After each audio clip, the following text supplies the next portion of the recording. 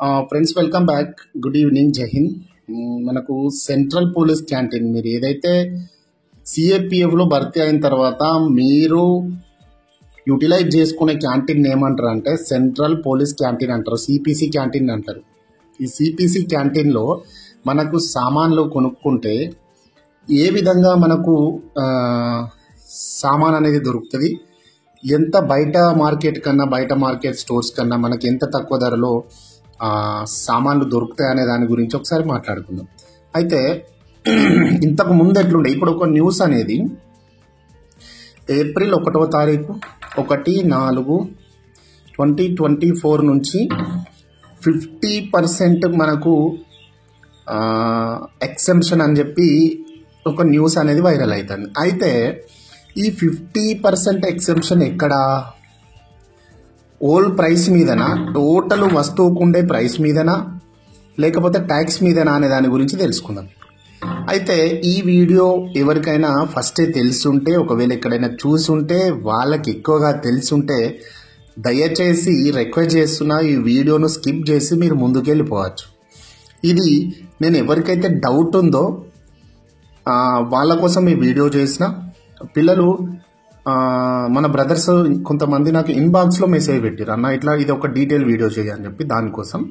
అయితే మళ్ళీ సిపిసి సిఎస్డికి మధ్యలో వ్యత్యాసాలు, సిఎస్డి ఏంది సిపిసి ఏంది ఇదంతా కాదు.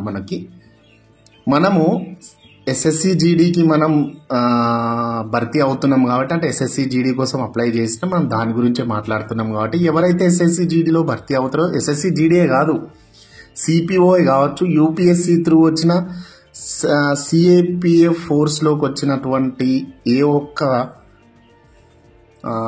ఆఫీసర్ కావచ్చు, మిగతా సిటీ కావచ్చు, ఎస్ఓ కావచ్చు, ఎస్ఐ కావచ్చు, ఎవరైనా కానీ ఈ సెంట్రల్ పోలీస్ క్యాంటీన్లోకి వెళ్ళి సామాన్లు తీసుకోవాల్సి ఉంటుంది అన్నట్టు. అయితే ఈ సెంట్రల్ పోలీస్ క్యాంటీన్కి ఎవరెవరు వెళ్ళొచ్చు అంటే CRPF, BSF, ITBP, SSB, CISF, central armed police forces. Okay, దానిలోకి ఇవే వస్తాయి. మిగతా ఈ ఆర్మ్డ్ ఫోర్సెస్లో ఏవి వస్తే అవి దాంట్లోకి వెళ్తుంది అన్నమాట. అట్లాగే NIA, CBI, SSF, NSG, SPG ఇవన్నీ కూడా దాంట్లోకి వస్తాయి, మన దాంట్లోకి. మిగతా స్టేట్ పోలీసెస్ కూడా సెంట్రల్ పోలీస్ క్యాంటీన్ని యూటిలైజ్ చేస్తాయి అన్నమాట. అయితే ఈ సెంట్రల్ పోలీస్ క్యాంటీన్లోకి సామాన్ ఎట్లా వస్తుంది, మిగతా సివిల్లో ఉండే స్టోర్స్ కన్నా అయితే సిఎస్డితో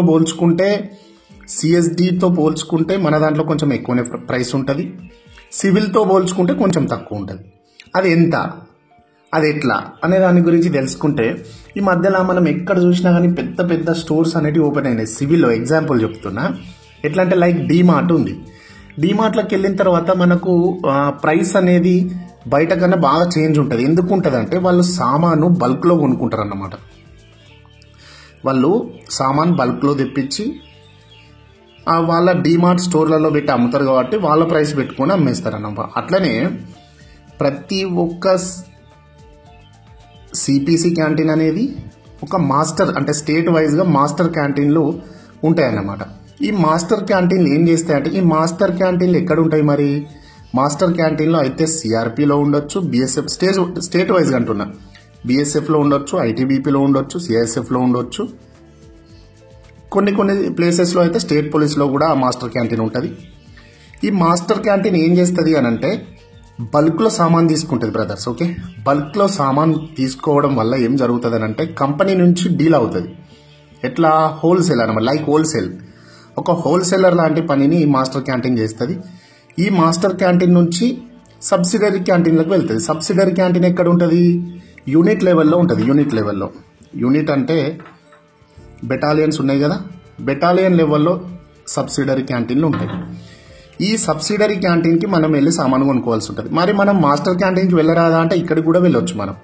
మనకు దగ్గర ఉంటే, ఒకవేళ మనం అవైలబుల్గా మాస్టర్ క్యాంటీన్ ఉంటే ఇక్కడికి వెళ్ళి కూడా మనం సామాను తీసుకోవచ్చు.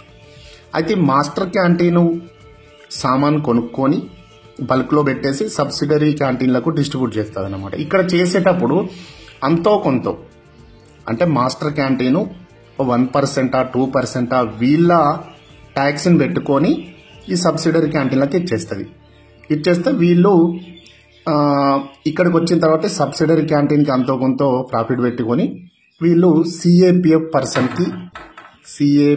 పర్సన్స్కి సామాన్లు ఇస్తారన్నమాట. ఈ విధంగా ఛానల్ అనేది నడుస్తుంది.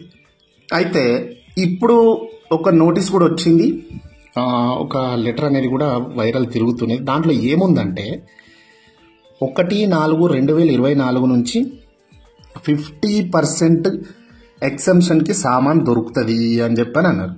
అయితే ఈ 50% అనేది ఓల్ ప్రైస్ మీదనా లేకపోతే జిఎస్టీ మీదనా?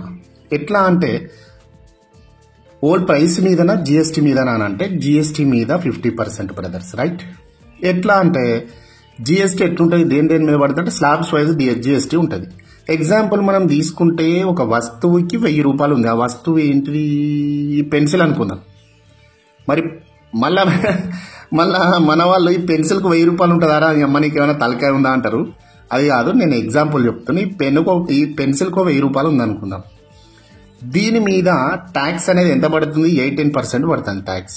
ఓకే, ఈ పెన్సిల్ విలువ 1000 రూపాయలు, ట్యాక్స్ 18% పడితే 18% ఎంత అవుతుంది? ఇక్కడ వేసి కొట్టేస్తే 180 రూపాయలు మనకు ట్యాక్స్ పడుతుంది. దేని మీద?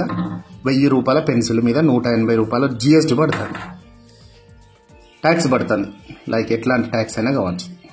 ఈ ట్యాక్స్ కలుపుకొని పెన్సిల్ ఒరిజినల్ రేటు, ట్యాక్స్ కలుపుకొని ఈ పెన్సిల్ ధర ఎంత అయింది? 1180 రూపాయలు అయింది. ఇక దీనిపై 50% అని అనుకుంటే మనం పప్పుల కాలేసినట్టే. దీనిపై 15% ఎంత అవుతుంది? 590. 590 అవుతుంది. అది కాదు కదా, మరి 590 ఓకే, 590 కాదు. ఓల్ ప్రైస్ మీద 50% కాదు, జిఎస్టీ మీద 50%. ఇక్కడ ఉంది కదా, ఇది జిఎస్టీ మీద 50%. జిఎస్టీ మీద 50%. జిఎస్టీ ఎంత ఉంది? ట్యాక్స్ ఎంత ఉంది? 180 రూపాయలు ట్యాక్స్ మీద 50% ఎంత అవుతుంది? 90 రూపాయలు అవుతుంది. అంటే మనకి ఎంత తక్కువకి వస్తుంది వస్తువు ఇక్కడికి వెళ్ళిన తర్వాత, క్యాంటీన్కి వెళ్ళిన తర్వాత? అంటే వస్తువు ధర 1180, 90 రూపాయలు మనకు తక్కువ ధరకు మినహాయింపు ట్యాక్స్.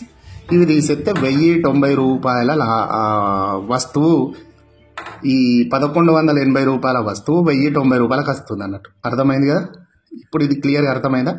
ఈ లెక్కనైతే ఒక లెటర్ అయితే తిరుగుతుంది. ఆ లెటర్లో ఈ రకంగా మెన్షన్ చేసి ఉన్నది. ఇది మనకి ఎప్పుడు క్లారిటీ వస్తుంది అంటే ఏప్రిల్లో మన క్యాంటీన్లకు సామాన్లు వచ్చిన తర్వాత ఎంత వస్తుంది అనే దాన్ని పట్టుకొని చూస్తే మనకు ఫుల్లీ క్లారిటీ వస్తుంది ఫ్రెండ్స్. ఓకే, ఇప్పటిదాకా మనం సామాన్లు కొనుక్కునేది ఎట్లా కొనుక్కున్నామంటే ఒక హోల్సేల్ షాప్లోకి వెళ్ళి మనం సామాన్లు కొనుక్కున్నట్టుగా కొనుక్కున్నాం అన్నట్టు. ఈ రకంగా అయితే స్ట్రక్చర్ ఉంటుంది మన క్యాంటీన్, రైట్?